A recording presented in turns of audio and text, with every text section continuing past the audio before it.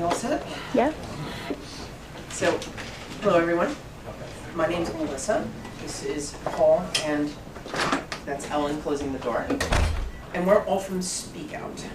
And SpeakOUT is the oldest LGBT speakers bureau in the country. We started in 1972. We've gone through numerous name changes. Gay Speakers Bureau, Gay and Lesbian Speakers Bureau, Gay, Lesbian, and Bi Speakers Bureau. Eventually it was the Gay, Lesbian, Bi, and Trans, and then we just decided it should just be called SpeakOUT. So we come out into the community to schools, universities, businesses, churches, any religious institution, any place that would have us to talk about our lives as either queer or as a queer ally. And when we go out into the communities, we have 3 rules. The first one is ask us anything. I like to say that if you are brave enough to ask the question, we'll do our best to be brave enough to answer the question. And I like to throw out the challenge that I always like to say, you know, there's pretty much nothing that I haven't been asked yet, so the challenge is to try to ask me and the rest of us here something we haven't heard before. The second one is respect.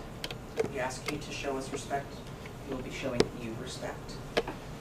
And the third one, and I always do this on the third one. We speak for ourselves. Right, we speak for ourselves.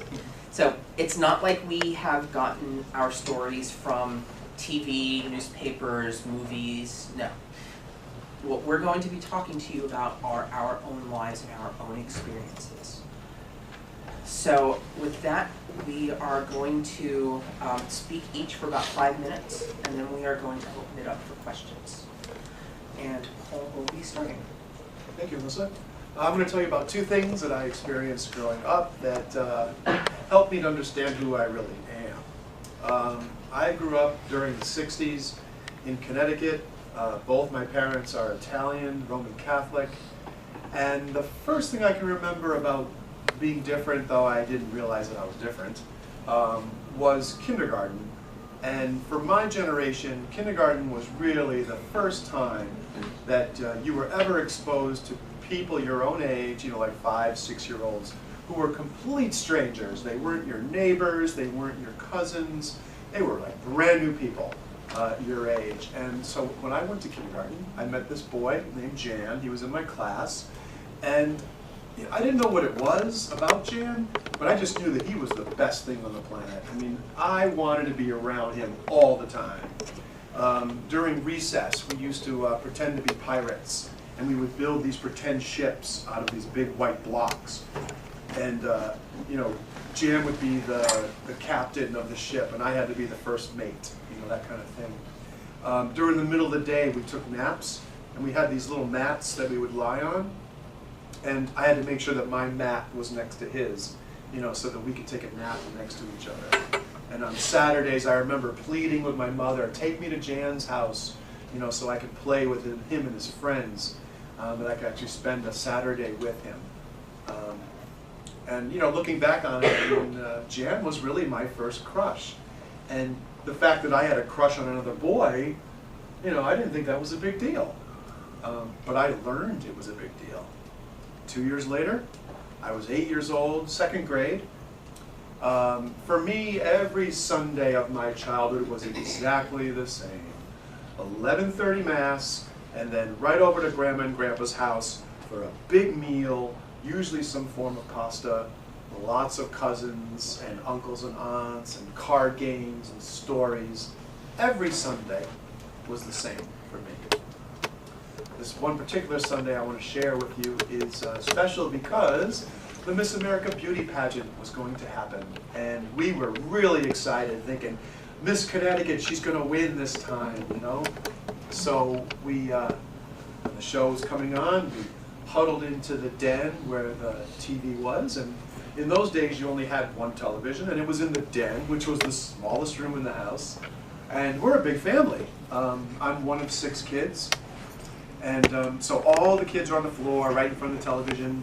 And then my parents and my grandparents were sitting behind us. And everyone's watching the show. And people were making comments like, oh, Miss Tennessee, isn't she cute? And oh, look at her hair, how pretty. And you know, I'm 8 years old, and I'm like, I didn't feel anything urgent that I needed to share. You know, so I just sat back and listened and watched. At the end of the show, the girls had to go out and change into their gowns for their question and answer period. And so while they were changing, they brought this guy out to sing a song. And I remember he walked out on stage, and the audience was applauding. He was probably like mid-20s, tuxedo, really, really handsome. And typical 8-year-old, I just blurted out, wow, he's gorgeous. And like the whole room changed. I turned this way to my sisters and they were giggling at me. And I turned a little further, my parents were frowning. And my grandmother said, what did he say? You know, she threw her hands up in the air and I was like, whoa. You know, I can't let anybody know this fact about me, that I like guys. I mean, I had to make, especially you know, kids at school, like what would they say? You know, if this is my family's reaction. So from then on, 8 years old, I was Paul the straight boy. I made sure that nobody knew this about me. I dated girls till I was 19. You know, I needed to be Paul the straight boy. I did not let anybody know this thing about me. I'll turn it over to. So at SpeakOUT, we tell a lot of coming out stories. Coming out to relatives, friends, other people in our lives. And I like to encourage people to come out to older people in their lives. The grandparents, aunts and uncles, things like that. And I think that's kind of scary for a lot of people. I think that older people look kind of set in their ways, they're more conservative. They don't have positive feelings towards LGBT people. So it's kind of scary. But I thought I would tell you about coming out to my grandmother. Oh, and the other thing about, important thing to remember about older people though, and this is why I encourage people to come out, is that queer people were not invented 20 years ago. Queer people have been around for a long time. And those older relatives, they had LGBT people in their lives too. So, I came out to my grandmother as bisexual when I was in my early 30s. And I had been married in my 20s to a man, and we'd gotten divorced by the time I was about 30, and in her mind, I had been single since then. So when I had moved back, I grew up in Connecticut as well, like Paul, and when I had been living in Ohio, and I moved back to the Boston area, I was going to have more contact with my family again. So I went down to see my grandmother in New Haven. And she collected stamps. Does anybody collect stamps in the room? No? Not many people collect stamps anymore.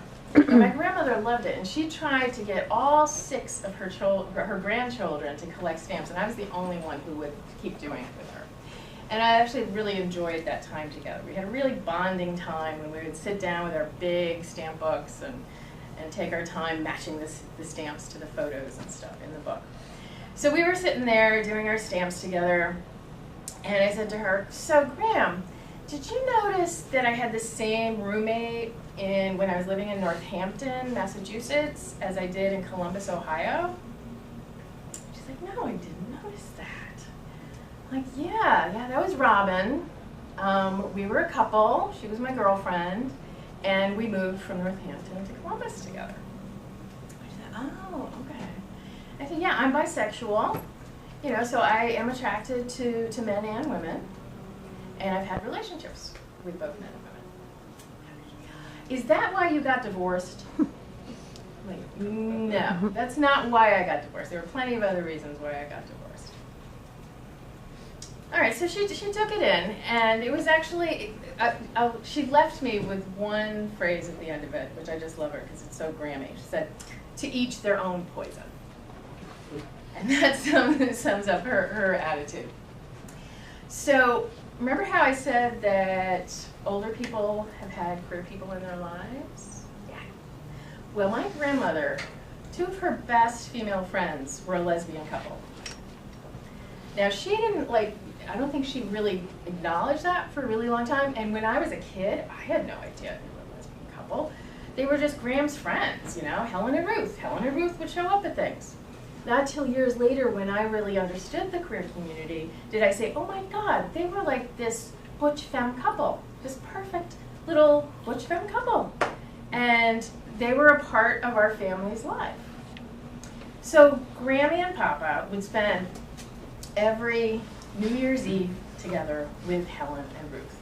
They'd stay up late playing cards, drinking and smoking, and then after midnight, they'd go to bed. Helen and Ruth down the hall to sleep in the queen bed in the guest room. My grandparents down the hall to sleep in separate beds. I thought that was funny. So after I came out to my gram, a little while later, she said to me one day, she said, you know, Helen won't move to California to live with her son. She's getting old, I think she should go out there. She says she can't leave Ruth. And I said, of course she can't leave Ruth, Gram. She loves Ruth, they're a couple. She can't leave Ruth any more than you would leave Papa. She thought about it, took it in. I'm not sure she was quite convinced, but a few years later, Ruth died. And Helen indeed did move out to California to be with her son. And when I was down visiting my grandmother again one day, she brought the letter that Helen's son Jack had sent out to all the family friends after Ruth's death. And it was a beautiful letter. It talked about how their family was missing Ruth terribly, that she was an important part of their family. That she had spent their holidays together, vacations together. She'd been an important part of their family for many, many years. And that Helen and the whole family would be grieving for a long time. And I knew that something about that letter from my grandmother changed something for her. It clicked into place. I knew that not only did she finally see something about Helen and Ruth's relationship, but she also understood something about me.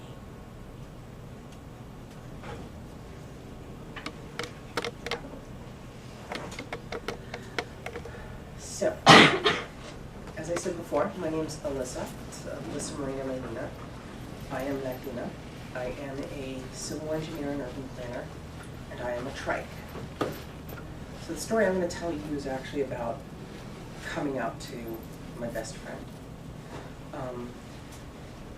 My best friend Greg, who is now in the reserves in the Navy, we met in first grade playing t-ball together.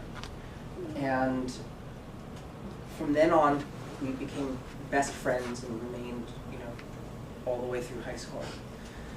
Well, after high school, we were actually both supposed to go into the Navy together, and in the end, I decided not to. I wanted to go to college. So Greg did, and after a few years in the Navy, he actually then wound up getting a commission to the Naval Academy at Annapolis.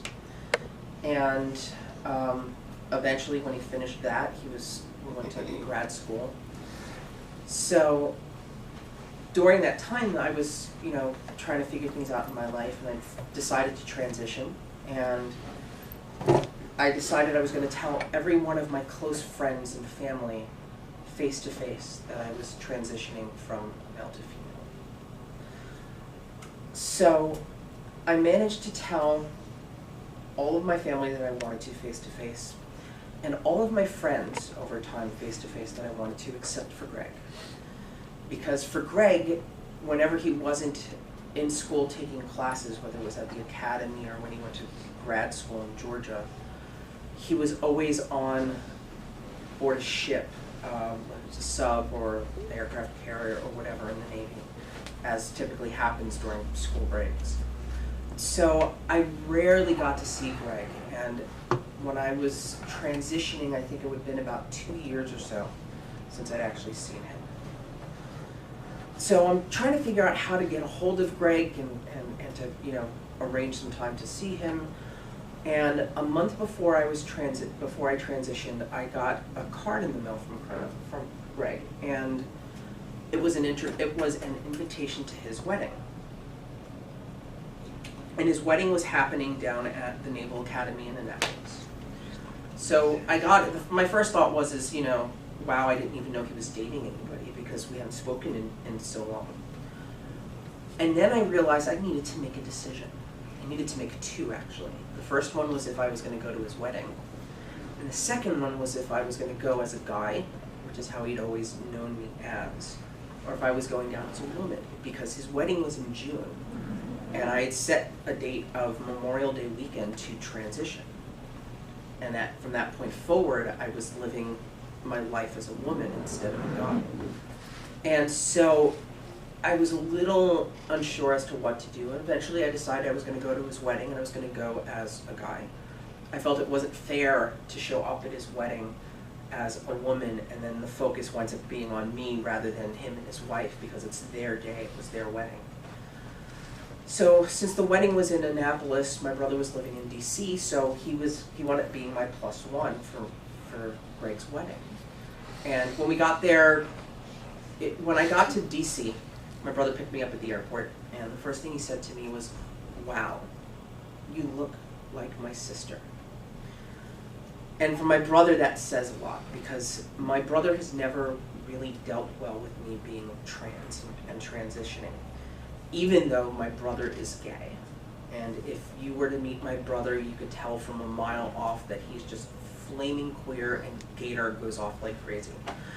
So the next day we get ready for the wedding. And, you know, we took showers and got dressed and, you know, I'm wearing a suit and tie and jacket. And, but I didn't shave because I wanted to try to look as masculine as possible, as male as possible. My brother takes a look at me and goes, "You look like a woman in drag." Which made me feel really good, but on the other hand, it really made me worried. Because I didn't know who was going to be at the wedding, and I didn't know how people were going to react.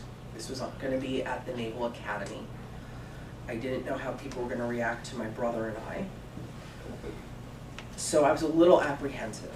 And we got to the wedding and, you know, saw Greg and stuff, and his family was so happy to see my brother and I, and they were so happy that my +1 was my brother. Angie was close friends, my brother Andrew was close friends with both Greg and his younger brother Tim. So, you know, it was really great to see everybody. And partway through the wedding, I was finally able to talk to Greg a little bit on the side, found out that he was going to be in Groton, Connecticut, for the last of his sub-training before he became a nuclear engineer on the Navy's submarine fleet. So he was going to be there in August, and I figured that that would be then the best time for me to tell him that I was trans. So, but at the wedding, I told Tim. And I told Tim, "Please don't tell your brother. I'm going to see him in August, and I'm going to tell him then. But he doesn't know yet." Tim's like, "No problem." And he also had no problem with the fact that I was trans, and he was really happy for me. And my brother and I, at the end, actually wound up leaving the wedding a bit early because we were feeling uncomfortable. My brother looks a lot more like my mom's side of the family. So he looks much more Latino, darker skin. I look more like my dad's side of the family, so I'm lighter skinned than he is. And so sometimes when people look at us, they don't necessarily realize that we're siblings. And that's kind of what happened at the wedding, because nobody that was there were friends of Greg's from high school and before. So my brother and I were the only two that were there from before he went into the Navy, which made us feel really honored that Greg invited me, because, you know, no one else before that. But that meant that my brother and I were sitting at a table with people we didn't know, and people at that table were really looking at us strangely. So we left early. So now I get up to the point where Greg and I are getting together. You know, he gave me a phone call once he got down to Connecticut, and I was living in Worcester at the time, going to Worcester Polytechnic. And so I had to make a decision again. At this point, I'd been living as a woman for, 2.5 months. And of course, the question became, is how do I go to see him and his wife?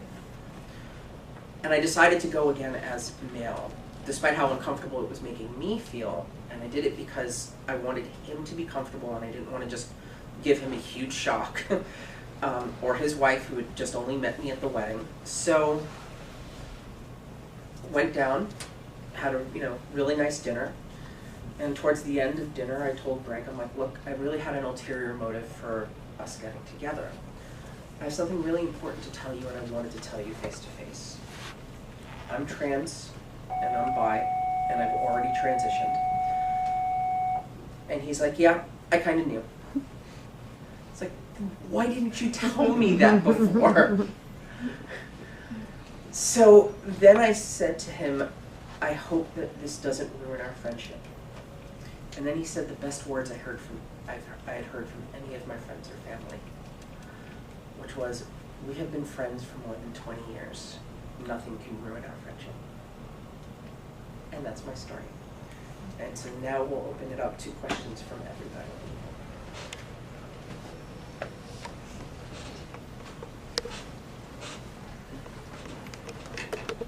Who wants to be first? Come on now, don't fight.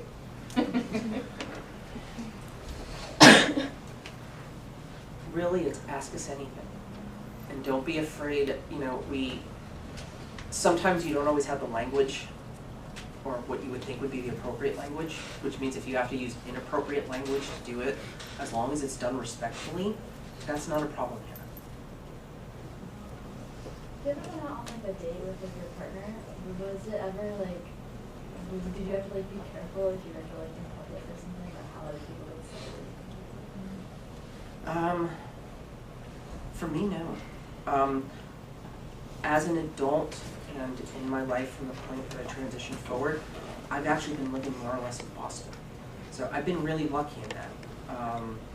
And my two partners up to this point, both of them were women, and it was never a problem with going out in public. Once, and in all places, was in Northampton, some group of guys yelled something out at us. And that's been it. I've never experienced really anything, at least not when I was, I've been with a partner out in public. As a queer woman who's out, there I have experienced. Matter of fact, I worked on construction sites for a while, and someone had written in one of the porta potties on a construction site, about all they wrote, all she-males must die, which scared the crap out of me because I wasn't out as trans. I was out as a bi woman, but I wasn't out as trans. Yeah, Tom and I haven't had too much of a problem. My husband's name is Tom. I don't know if I said that. But we did go to a big event in Boston. It's called the Spinazzola Food Gala. It raises money for a food pantry for hunger, and it's a really nice event. It's black tie. Everybody gets really decked out. It's a gorgeous evening. You go there, and there's all these different wineries that are letting you sample their wines. And then there's all these restaurants, famous restaurants. They have these little tastes that you can go from table to table. You're trying some, scallops or some beef or whatever. And it was a really beautiful evening. We went with a lot of our friends, gay and straight. Little Tom and I were dressed up. We wore tuxedos. And then afterwards, they had in a room upstairs where they had a jazz band, and they had cigars and port wine, which is a dessert wine. And so you could smoke cigars if you wanted to and have some port wine and dance. And the jazz music was really great. It was really hot, it was upbeat. So a bunch of us all were dancing on the dance floor, And then the song changed, and it went into this really slow kind of bluesy, romantic number. And, I'm standing next to my husband, and it's really romantic, and, it's a beautiful evening. And so I looked at him, he looked at me, and I just grabbed him, and we were dancing really slow, cheek to cheek like this. And this guy behind us said, "Oh my God, look out, here's the fags." And it just totally shattered the whole moment, you know, for me and for Tom, you know, just, we were having such a great time, you know. And like an idiot, I took Tom's hand and we walked off the dance floor. You know, so I allowed this idiot to ruin my night, you know, with a stupid comment. But that was a while ago, and I hope that I'm in a place where I wouldn't allow that to happen again. But that's really it. I mean, I've been pretty fortunate. Yeah, I've been really fortunate that I've never really been physically bashed and hurt. I know people who have. But one time, I was out bowling with my girlfriend at the time, Janice, and another friend of ours. And it was a Friday night. We went bowling, and we were having a great time. We noticed that there were these 3 high school boys who were bowling beside us, and we could tell they were like observing, you know, because Janice and I were, you know, whatever, holding hands or being close occasionally, and so they could tell something was going on, and so they were like looking over, making and when they left, one of the kids decides to yell over at us, you know, "Hey, you bunch of lesbos," you know, so everybody could hear that. So I turned it, and I stopped Janice because I knew I did not want her to get over there. She could have maybe made it worse. So I said, "I'll handle it." So I followed him over. He was like, you know, they were getting rid of their shoes and stuff, and I followed him over, and I said, "Say that to my face." And he's like, "Don't touch me, don't touch me, don't touch me." And he couldn't say it to my face. And that's about how I left him. And I kind of, you know, afterwards you think, oh, I could have said this or that or this. And what I would have, you know, kind of wanted to say was, and who's out on a Friday night with 2 guys? But for myself, I had already sensed that he was probably gay. I had that feeling already when they were beside us, and that he's probably fighting it a great deal. And there was a part of me that didn't want to hurt him in that way. But I also wanted to show him that you can stand up for yourself, like I did, and that that's okay as well.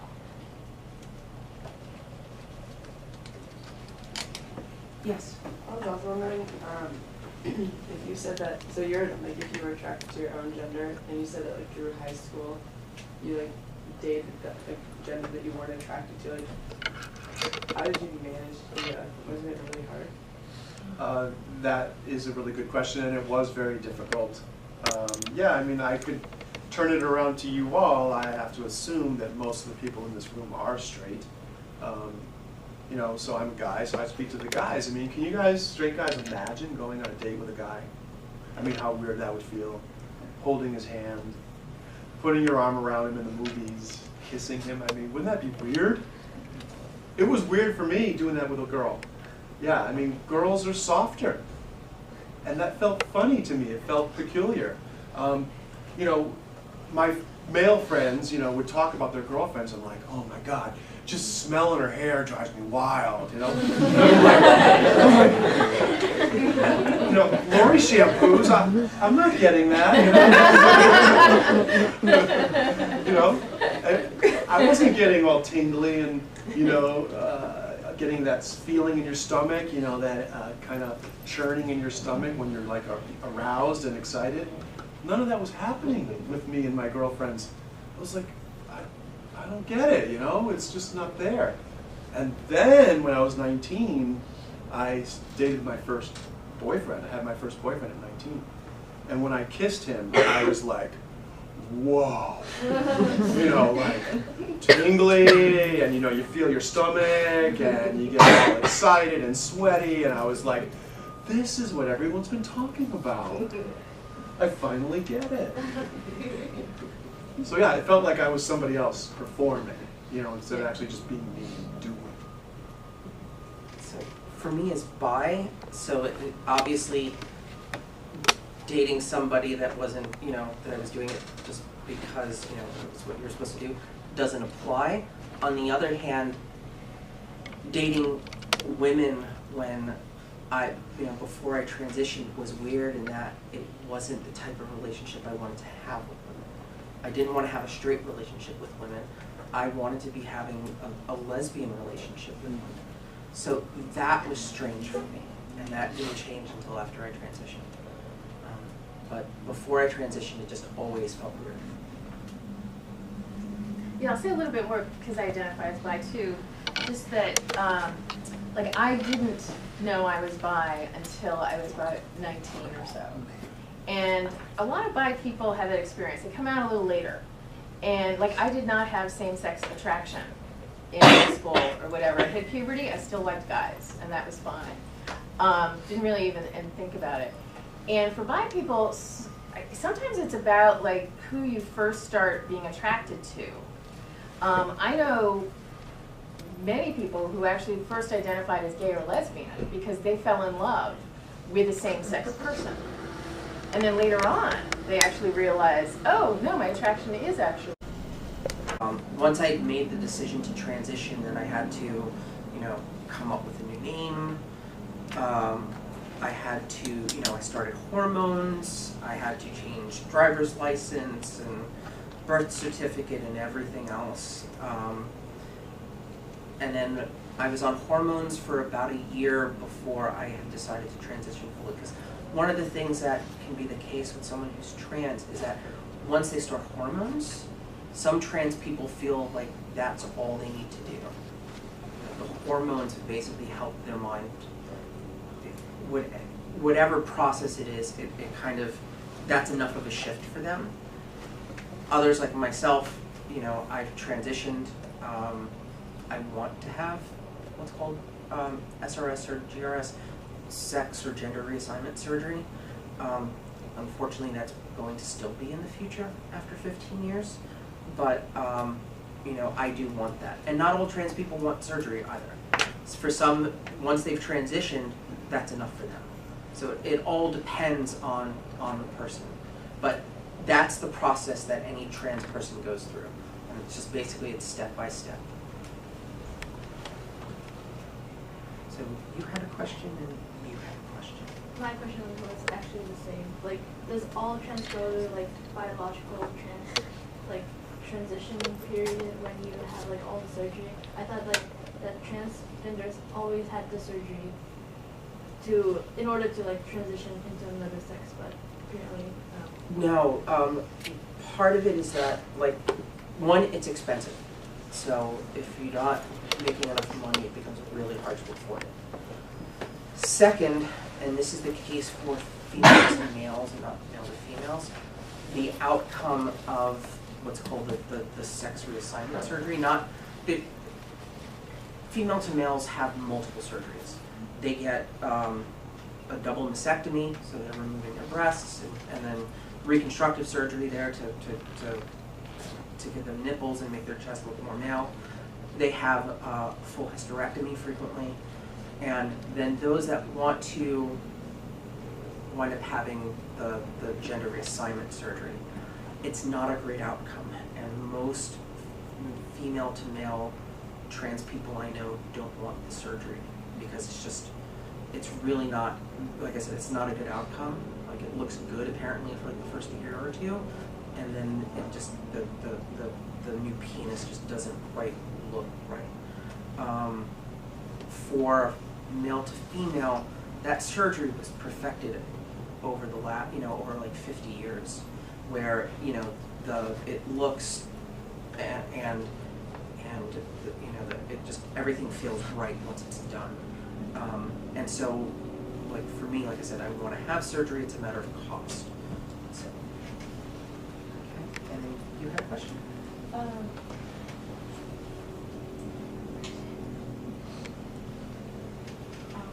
Could I remember it? Okay. Anyone else with questions?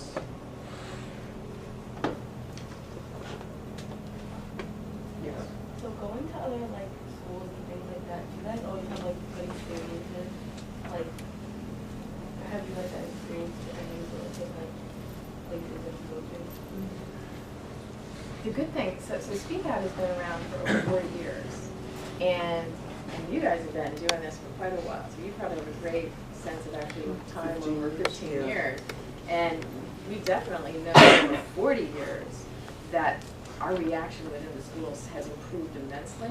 That the early people going into places like your classes would often have very bad reactions, and or even just complete silence and nobody asking questions or whatever. That has improved so much over time. I've never had like a really bad experience in the like 6-7 years that I've been speaking. I would say I would never have had a bad experience in that time. It's really wonderful. I haven't had a bad experience, but I remember like when I first started speaking, I had to go to Framingham State Votech, and not State, Framingham Votech School, high school, and it was going to be 300 students in an auditorium, and there were going to be 4 of us panel members, and it was only like my 3rd engagement, and so I was really nervous.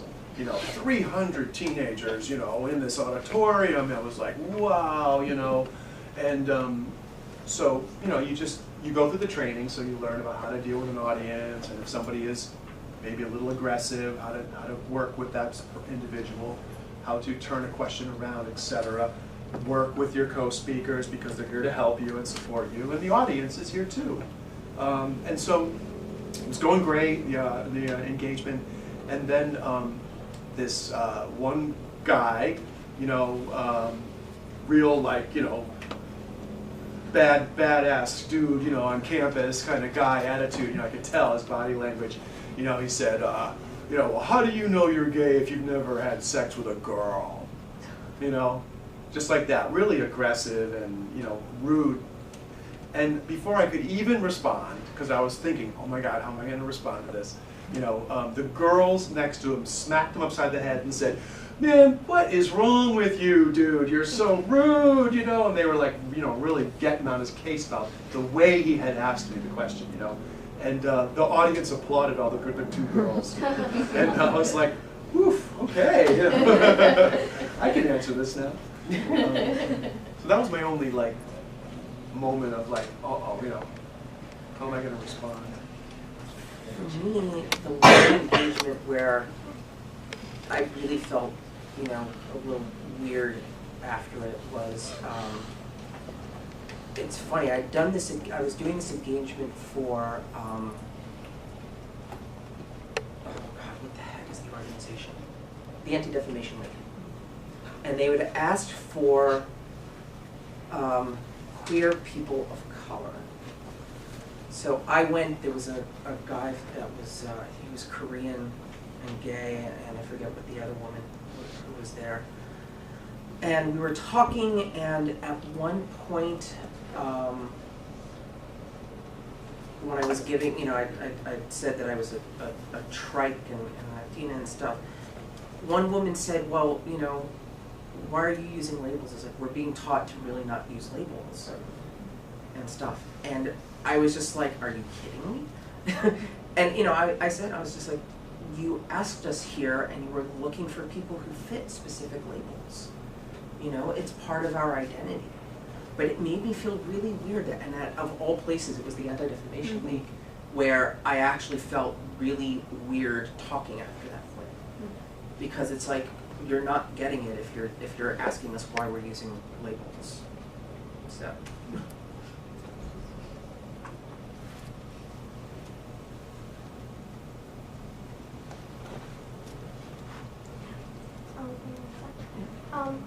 How is it like to live in a body that you think that is not belong to you? It's hard. Did everyone hear the question? No, I didn't. Okay. The question was, how does it feel to live in a body that you feel doesn't belong to you? And it's really, really hard. Being trans, even after I've transitioned and, I had 2 wonderful relationships since that point, it's really hard still, and it's something that, as a trans person, I think about every single day. That my body and my mind aren't quite matching up. And it's really frustrating. The one good thing that I've ever felt about all of this was that I have been very lucky in two ways. One is that I transitioned really young. So the effects of I transitioned, and I say really young, I transitioned when I was 26. And when I transitioned 15 years ago in the trans community, that was considered very young. The average age at that point was about 50, 51. So most people were transitioning in their 50s or 60s, with some in their 40s, and almost none were transitioning younger than that. And so when I transitioned to 26, I was young. So testosterone hadn't had a lot of effect on my body at that point. The other thing I was lucky about is, in the trans community, we use a term that a person, after they transition, that they pass. In other words, people, when they look at me, don't, their first thought is that this is a woman walking by or talking, and that this isn't someone who used to be a guy. I'm really lucky in that I am somebody who passes naturally. Like, even before I transitioned, even before I started taking hormones, one, I always had a higher voice, and two, and this was great, this was said, I was probably about 21 or 22. Me and one of my close friends were walking down the beach, and my wife at the time and my friend's fiance were, sitting on the blanket and talking as my friend Joanna and I went out and talked. And when we got back, they mentioned to us that Sal had said to my wife at the time, it's like, yeah, it's like watching the two of you walk down walking down the sand and stuff. It's like, there's not a lot of difference from the behind. It's like you two have almost the same shape. So I've always been lucky in that, but it doesn't mean that I still don't. I would give anything in the world to have not been born in this body and to not have been born trans. It's not an easy life to go through. So, thank you. I've got a question. What's a trike? Trike means transgendered or transsexual dyke. It's a term that a friend of mine told me about 14 years ago. And once I heard it, I'm like, that's just perfect. I have a question about the terminology. So yeah. I've heard the term dyke is derogatory. So is trike a derogatory term as well? I only see dyke and trike as derogatory in how it's used. Just like, and I'm just going to say the words outright, nigger, spick, wop, kite, all of those words are offensive. Some of those words communities have worked on taking back. In the black community, a lot of people, friends, will call each other nigger.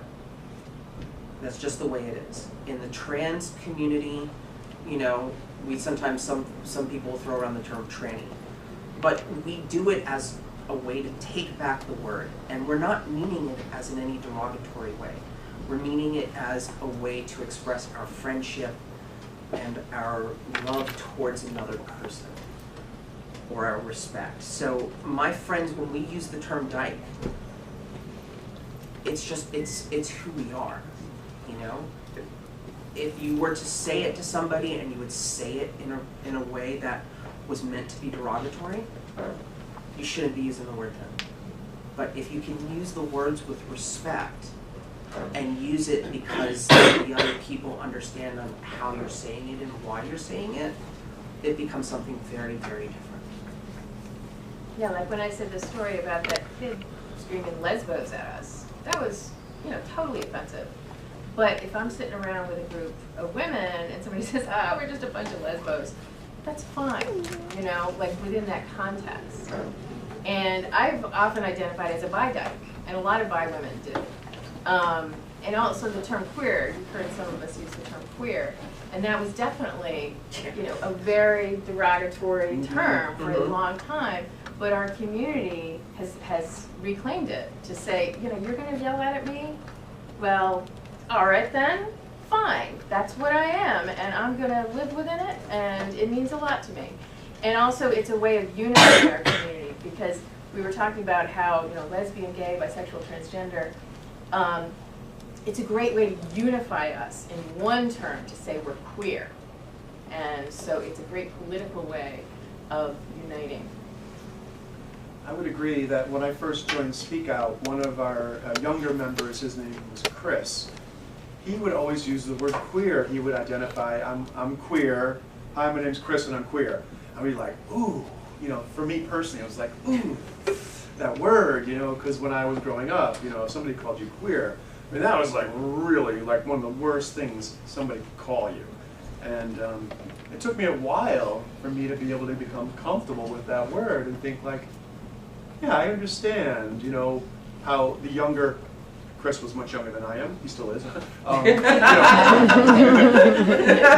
just his generation, you know, because we were from 2 different generations, that he was okay with that word, and he, you know, he was empowered by it. And so I really actually, you know, respect that he was able to use that word and feel good about it when it was used so much against me, and he was using it to support me and him, and I liked that. Because you're like married to a guy, so how, like, where did you get married to him, and like how, and is it like? Excellent question. Yeah, in Massachusetts it's been legal for 10 years, since 2004. It's now legal in 30 states, plus the District of Columbia, so more than half of the country. We got married in our church. We go to the Congregational Church in Randolph, and what else was your question? Oh, how do you do it? Well, you know, we did this same process as a straight couple. You know, it was hard at first because in 2004 they had to kind of change all of the licenses, because most of the licenses said bride, groom. Well, there's no bride, you know.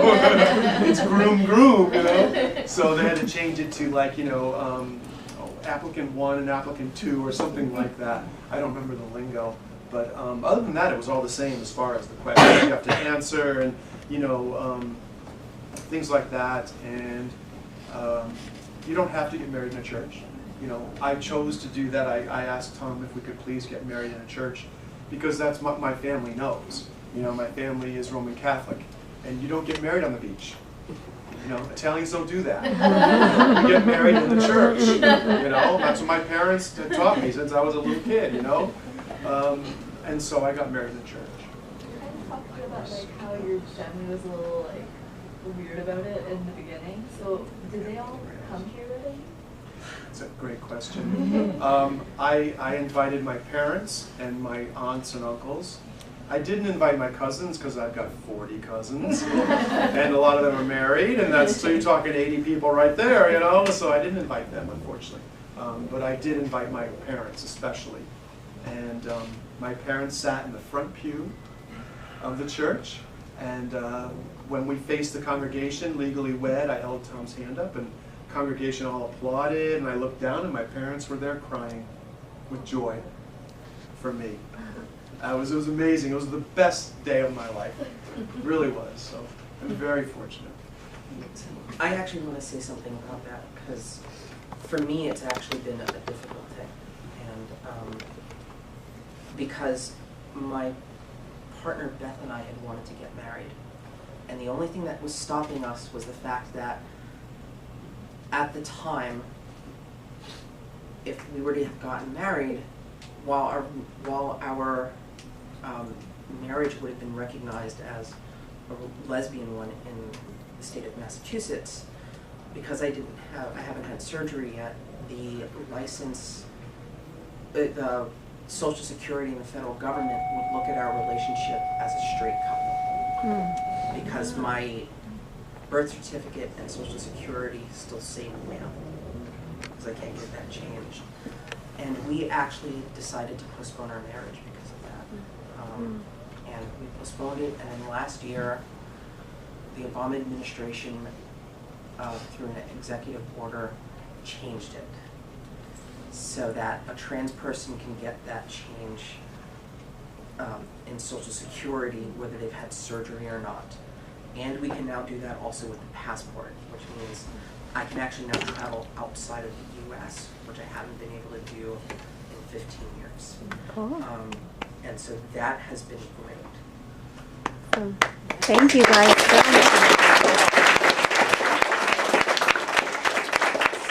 But, you know, it's taken 15 years to